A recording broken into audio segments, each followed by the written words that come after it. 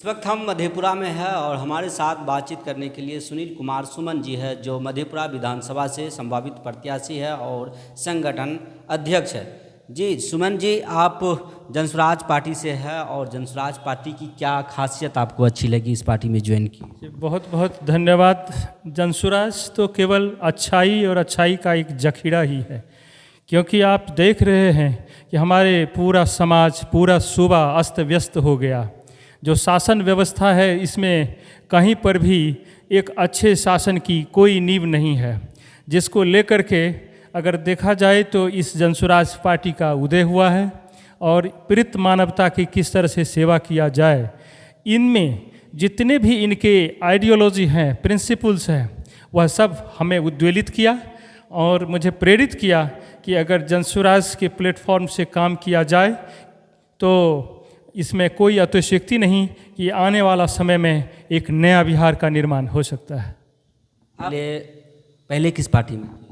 जी, मैं कोई पार्टी में तो नहीं था, लेकिन मैं पहले एयरफोर्स में भारत माँ के सेवा में था। 22 साल तक वहाँ सेवा देने के बाद जब वापस आया तो फिर धीरे धीरे समाज सेवा ही करते रहा। और अभी देखा जाए तो मैं अपनी जो राजनीतिक जीवन है उसे पंचायत सरकार से शुरू किया, क्योंकि आप जानते हैं कि यह जो देश है ये इसमें 3 तरह की सरकारें हैं। एक स्थानीय सरकार, पंचायती राज सरकार, राज्य सरकार जो मिडिल लेवल की सरकार, और केंद्र सरकार। तो पंचायती राज सरकार में पंचायत समिति के पद से श्रीनगर पंचायत, जो कि घलाट प्रखंड के अंतर्गत आता है, वहाँ से चुनाव लड़ा और फिर संघर्ष करते करते अभी वर्तमान में हम वहाँ के उप प्रमुख प्रतिनिधि हैं। प्रमुख प्रतिनिधि हैं तो आप कहीं बड़े बड़े पार्टी है, आरजेडी, जेडीयू, कांग्रेस, बीजेपी, इनमें शामिल होकर अपनी करियर बना सकते थे, लेकिन जनसुराज चुनने का कुछ रीजन होगा। इसमें कैसे लगा कि आपका करियर जनसुराज में बन जाएगा? देखिए, सबसे पहले तो मैं ये बताना चाहता हूँ कि मैं यहाँ करियर बनाने नहीं आया हूँ अपना। मैं यहाँ बिहार के लोगों का जो बदहाली है उससे उबारने आया हूँ, क्योंकि मेरा करियर तो बहुत पहले ही बन चुका और मैं अच्छी तरह से जानता हूँ कि मुझे अब कुछ नहीं चाहिए। मैं एक जानदार, शानदार जनसुराज पार्टी का कार्यकर्ता बना।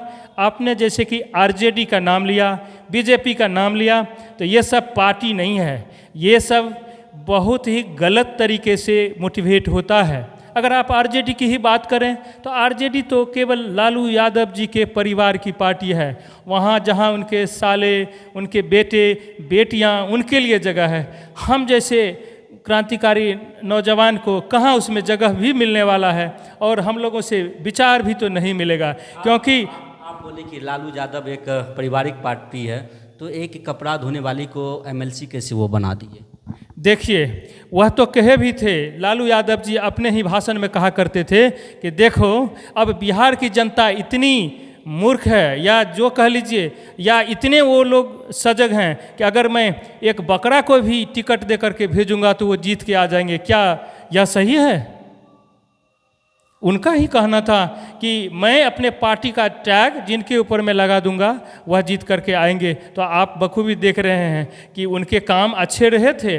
उन्होंने जो यहाँ सामाजिक न्याय के नाम पर जो 10-15 साल वह आए, हालांकि उस समय में कुछ काम भी हुआ, नहीं हुआ ऐसी बात नहीं है, लेकिन इस तरह से पारिवारिक कर्मों में और लिप्त हो गए और बहुत सारे घोटाला, और इसमें तो उनका ये हो गया, क्षय हो गया। और उसके बाद में आप देखें कि श्री नीतीश कुमार जी आए, जो कि अनवरत 20 साल से सत्तासीन हैं, लेकिन इनका भी हिसाब किताब लग रहा है कि जनता इस बार पूरा करेगी, क्योंकि यह भी केवल कुर्सी के ही ख्याल से उलटते और पलटते हैं। जब इनको ज़रूरत पड़ता है तो यह लालटेन में लटक जाते हैं, जब ज़रूरत पड़ता है यह कमल पर बैठ जाते हैं। यह आप भी देखते रहे हैं। इसीलिए यह जो सिद्धांत विहीन राजनीति है, जनसुराज आने के बाद अब जनता को एक आस जगा है, और मुझे आशा ही नहीं, पूर्ण विश्वास है कि यह इन सब संकटों से इस सूबे को उबारेगी।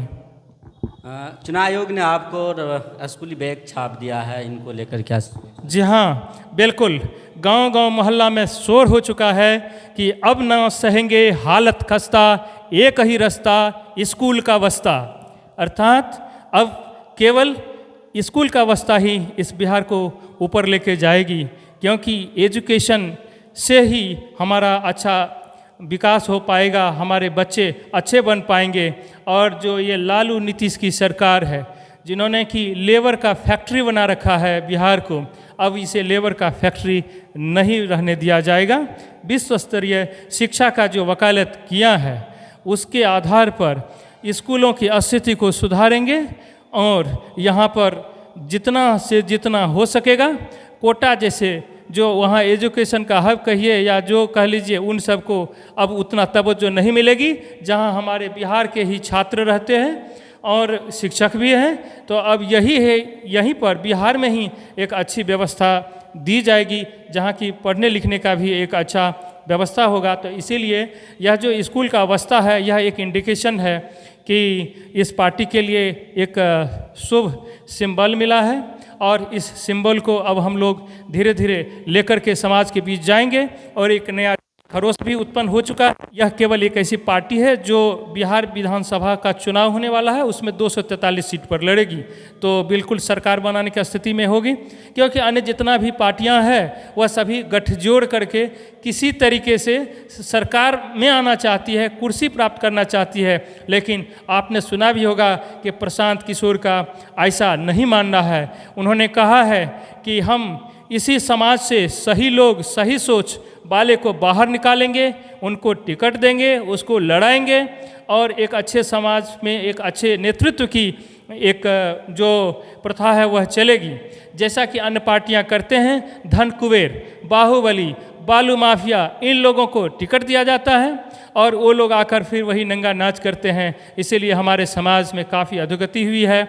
जो हमारा बिहार आज़ादी के बाद अग्रगणी राज्यों में उनका गिनती होता था, आज वही हम लोग पिछड़ी राज्यों में बीमारू स्टेट में उनका नाम आता है। तो मैं आपको बता देना चाहता हूँ। परिचय क्या हुआ? परिचय बता। मेरा नाम सुनील कुमार सुमन, जिला संगठन अध्यक्ष जनसुराज पार्टी और मधेपुरा विधानसभा का संभावित प्रत्याशी भी हूँ। तो हमारे साथ बातचीत कर रहे थे प्रशांत किशोर, जनसुराज पार्टी के मधेपुरा विधानसभा के संभावित प्रत्याशी सुनील कुमार सुमन जी। इन्होंने क्या कहा कि जिस तरह से बिहार में पहले कोई भी पार्टी हो धनबल और बहुबल को टिकट देते थे, जिससे लोगों की विकास क्या, लोगों को डरा कुचा के रहते थे। लेकिन प्रशांत किशोर एक जनसुराज एक ऐसी पार्टी है जो प्रशांत किशोर के नेतृत्व में ये पार्टी बनी है। इनका सोच है सही सोच और सही लोग को टिकट दिया जाएगा, जो गरीबों का उत्थान हो सके और गांव का विकास हो सके।